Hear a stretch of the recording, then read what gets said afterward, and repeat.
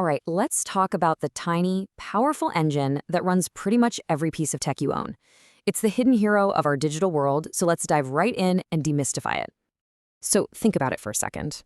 A car, a coffee maker, a computer. One gets you around town, one brews your morning coffee, and the other, well, you're probably looking at one right now. They seem like completely different things, right? But they all share this one fundamental secret. Yep. Tucked away inside each of these devices and so many others is a little miniature brain that's doing all the thinking, all the calculating, and all the processing. And that brain has a name, the microprocessor. So what exactly is this digital brain? Let's start with the basics, looking at what a microprocessor is and the absolutely crucial role it plays in, well, everything. At its core, a microprocessor is basically the entire brain of a computer, the central processing unit, or CPU, but it's all squeezed onto one tiny little silicon chip. It's the engine that does all the work. You can really just think of it as a brain on a chip. Now here's the crazy part. For all its complexity and power, what a microprocessor actually does boils down to a super simple three-step cycle that it just repeats over and over again, millions or even billions of times every single second. And this is that loop. First, it fetches an instruction from memory. You can think of this like it's reading the next step in a recipe. Second, it processes that information. It does the math, it makes a decision, it moves data around. And third, it provides an output, sending the result on to whatever needs it next. Fetch, process, provide. That's it. That is the heartbeat of all computing. Okay, so we know what it does, but how does it actually pull that off? Let's zoom right in and take a look at the key parts inside this tiny chip that all work together. This is the anatomy of our digital brain. First up, you've got the control unit. Seriously, just think of this as the system's traffic cop. It reads the instructions and directs all the traffic, telling every other part of the chip what to do and exactly when to do it. It keeps everything flowing smoothly. Next, we have the arithmetic logic unit, or ALU for short. This is the math whiz of the chip. It's the part that handles all the calculations, addition, subtraction, and all the logical stuff, like figuring out if one number is bigger than another. It's the super fast calculator doing all the heavy lifting. And finally, there are the registers. These are tiny, high-speed storage spots right on the chip itself. They act like a temporary scratch pad, holding on to the exact piece of data the ALU is working on at that very moment. This makes everything incredibly fast, because the chip doesn't have to wait to get data from somewhere else.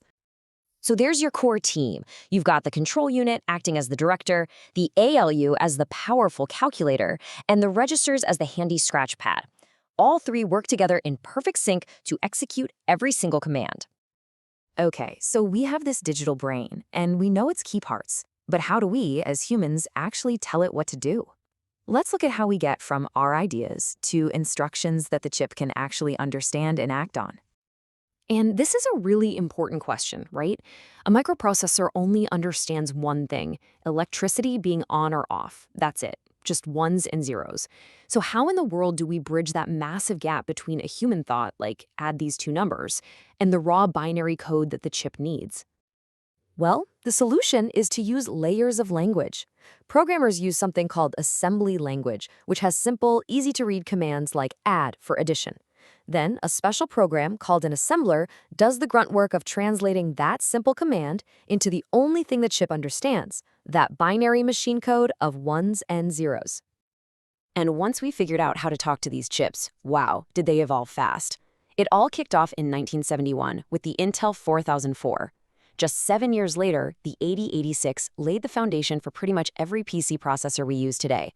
But the really big jump was in 1993 with the Pentium. It could do multiple things at once, and that performance leap, well, it changed everything.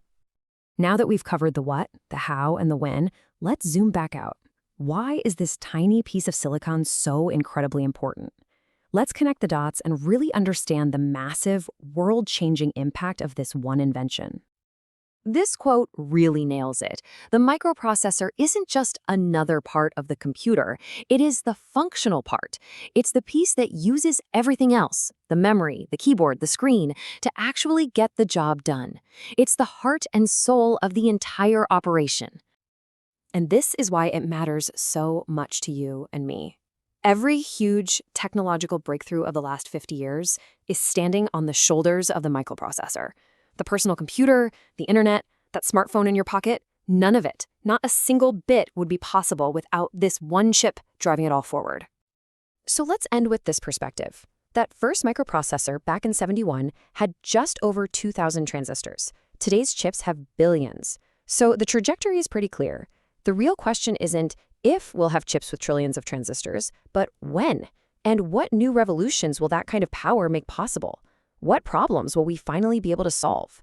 That's the future this tiny chip is still building for us.